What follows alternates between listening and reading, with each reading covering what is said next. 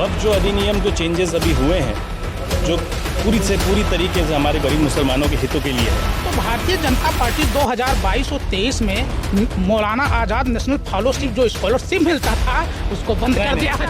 8 से लेकर 12 तक ग्रेजुएशन तक स्कॉलरशिप था वो भी बंद कर दिया। महिलाओं के एजुकेशन के लिए विदेश नीति जो था शिक्षा पूरी तरीके से मुस्लिम महिलाओं और मुस्लिम बच्चियों को शिक्षा बंद कर दिया। मौलाना आज़ाद फाउंडेशन की आपने बात करी, ठीक है, ये एजुकेशन फाउंडेशन में बहुत बड़ा घपला हुआ है, ठीक है। भारतीय जनता पार्टी की सरकार में एक भी मुसलमान मंत्री नहीं है। मुसलमानों में तो छोटे तबके के लोगों में भारी आक्रोश है कि खास करके धर्म को देख करके मदरसों को उठाया जा रहा है। वक्त अमेंडमेंट बिल पास होने के बाद भारतीय जनता पार्टी वक्त जागरण अब मंच लगा करके अब मुसलमानों को बुला करके समझा रही है और उसका दावा है कि वक्त अमेंडमेंट बिल जो पास हुआ है वो गरीब मुसलमानों के फायदे के लिए है। इस वक्त हमारे साथ अफरोज भाई सबसे पहले समाचार भारत में स्वागत है। और दूसरी बात बहुत धन्यवाद कि आज जो वक्त अमेंडमेंट बिल के समर्थन में मंच लगा था उसको लेकर के क्या कहना चाहते हैं? देखिए, जैसा कि आप सबको पता है कि वक्फ अधिनियम बिल जो अभी रिसेंटली लोकसभा और राज्यसभा में पास हुआ है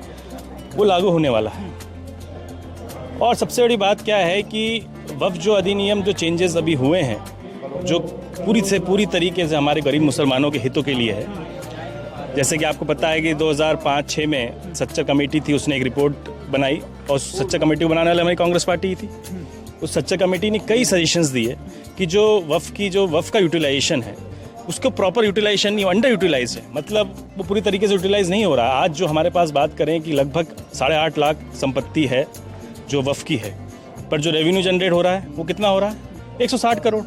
बताइए, अगर किसी प्राइवेट आदमी के पास 8 लाख प्रॉपर्टी होगी तो कितना पैसा कमाएगा वो साल का? 10-15 हज़ार करोड़ रुपए तो मामूली बात है उसके लिए, कुछ भी नहीं है। तो इस अधिनियम से जो कुछ 40 संशोधन किए हैं हमारी सरकार ने, जो संशोधन किए हैं, जो मेन संशोधन है, जो वक्फ बोर्ड का जो मैंने आपको बताया भी, अब ज़्यादा ब्रीफ में नहीं जा पाएंगे, पर जो संशोधन किए हैं महिलाओं को उत्थान के लिए किए हैं। जहाँ तक बात है किसी नॉन मुस्लिम को रखने की, वो भी सच्चर कमेटी की रिपोर्ट में ही था, उसको हमने सिर्फ लागू किया है। और उसका मतलब ये नहीं कि कोई हिंदू आ जाएगा जो लूटने के लिए बात करी जा रही है कांग्रेस पार्टी और जो पार्टी कर रही है कि भाई हिंदू आ जाएगा और लूट लेगा। भाई क्या है कि कोई भी ऐसा नॉन मुस्लिम आदमी लाने की बात हुई है जो भाई जिसको नॉलेज हो, जिसको मैनेजमेंट का नॉलेज हो, जिसको चलाने का नॉलेज हो, जिसको ऑनलाइन सिस्टम चलाने का नॉलेज हो, उसको रखने की बात है। हो सकता है भाई कोई ज़रूरत भी नहीं पड़े, ज़रूरत भी नहीं कि डालने की, सभी मुसलमान होंगे। अभी जो भारतीय जनता पार्टी वक्त अमेंडमेंट बिल लाई, दूसरी बात है कि इतना ही भारतीय जनता पार्टी मुसलमानों के भलाई के लिए बात कर रही है, तो भारतीय जनता पार्टी 2022 और 23 में मौलाना आज़ाद नेशनल फेलोशिप जो स्कॉलरशिप मिलता था उसको बंद कर दिया है। 8 से लेकर 12 तक ग्रेजुएशन तक स्कॉलरशिप था वो भी बंद कर दिया। इतना ही अगर वो समर्थन है। दूसरी बात, महिलाओं के एजुकेशन के लिए विदेश नीति जो था शिक्षा पूरी तरीके से मुस्लिम महिलाओं और मुस्लिम बच्चियों को शिक्षा बंद कर दिया। कैसे? नहीं, देखिए, मैं आपको बताना चाहूँगा कि मौलाना आज़ाद फाउंडेशन की आपने बात करी, ठीक है, ये एजुकेशन फाउंडेशन में बहुत बड़ा घपला हुआ है, ठीक है। मैं आपको बताता हूँ, बहुत बड़ा घपला हुआ है और इस घपले की जांच आज नहीं, जो स्मृति ईरानी जी मंत्री थी, कैबिनेट मंत्री थी, उन्होंने उजागर किया था, ठीक है। उसकी जांच चल रही है और ये विश्वास है कि वो लागू होगा, वो वापस शुरू होगा, नए सिरे से होगा, नए बजट से होगा, नए स्कॉलरशिप सिस्टम से होगा, पर वो लागू होगा। कुछ चीज़ें जहाँ पे कुछ ग्लिचेस होते हैं, जहाँ पे कुछ गड़बड़ियाँ होती हैं, उसको सही करने के लिए ये सरकार काम कर रही है। तो मुझे लगता है स्कॉलरशिप बंद हुई है, बिल्कुल, उसमें कई लोगों ने, हम लोगों ने भी लेटर लिखे, हमारे मुख्यमंत्री ने भी लेटर लिखे। जितनी हैसियत है हम लोगों की, हम लोग करते हैं, ऊपर करने वाले, डिसाइड करने वाले वो लोग हैं। पर मुझे पूरा क्योंकि मेरी मुलाकात अभी जल्दी ऊपर हुई थी, तो उन्होंने बताया कि नहीं, एजुकेशन फाउंडेशन हम लोग वापस। सवाल और है कि मुसलमानों को भारतीय जनता और मोदी सरकार और योगी सरकार इतनी भला करना चाह रही है, भारतीय जनता पार्टी की सरकार में एक भी मुसलमान मंत्री नहीं है बरतर, ठीक। आपका उत्तर प्रदेश है ना, केंद्र की सरकार में कौन सा मंत्री? केंद्र की सरकार की बात कीजिए, उत्तर प्रदेश की सरकार में मात्र एक।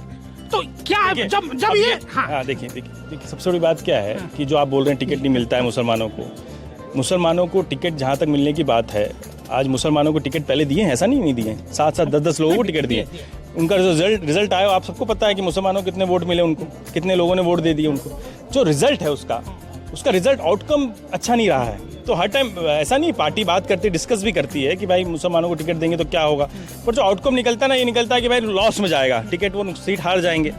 इसलिए वो बन नहीं पाता है मामला। वो ये मुझे लगता है कि जल्दी वो चीजें भी आप लोग की इच्छा है ना वो पूरी होगी। अच्छा भाई, और एक टिकट भी मिलेगी। लास्ट सवाल। अभी उत्तर प्रदेश योगी की सरकार मदरसों को गिराया जा रहा गिराया जा है। मुसलमानों में तो छोटे तबके के लोगों में भारी आक्रोश है कि खास करके धर्म को देख करके मदरसों को ढाया जा रहा है। देखिए क्या है, अब रही बात मदरसे गिराने की, ठीक है, मैं श्रावस्ती में कई पहले, आज से 1.5-2 साल पहले भी दौरे पे था।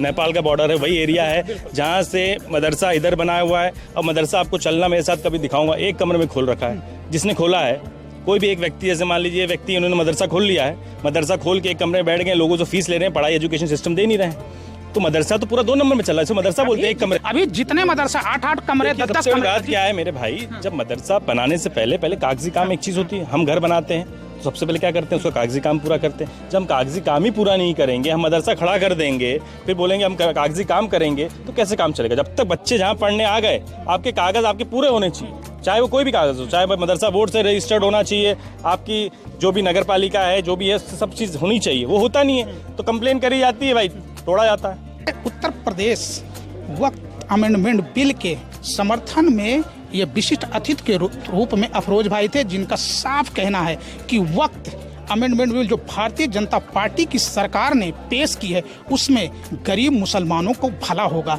लेकिन एक तरफ भारतीय जनता पार्टी की हुकूमत जब जब उत्तर प्रदेश और केंद्र की सरकार में आई है, मुसलमानों की शिक्षा में कटौती भयंकर किया गया है। और दूसरी बात, मौलाना आज़ाद नेशनल जो फेलोशिप था उसको बंद किया गया। महिलाओं और बेटियों की, जो मुस्लिम बेटियां जो विदेश पढ़ने जाती थी, उसको 100% भारतीय जनता पार्टी की सरकार में बंद कर दिया गया है। और अब उत्तर प्रदेश योगी की सरकार अवैध मदरसा घोषित करके पूरे उत्तर प्रदेश में मदरसों को ढहाया जा रहा है। वहीं विपक्ष का ये दावा है कि कम से कम धर्म देख करके मदरसों पे कार्रवाई किया जा रहा है। तो ऐसे में साफ पता चलता है कि वक्त अमेंडमेंट बिल आने के बाद इन गरीब मुसलमानों को भला होगा या इनके साथ खेल खेला जा रहा है और इनको लालीपाप दिखा करके इनका जो एजुकेशन राइट है उसको भी खत्म करने का षड्यंत्र रचा जा रहा है। मिथिलेश कुमार, समाचार भारत, पचपड़वा, बलरामपुर।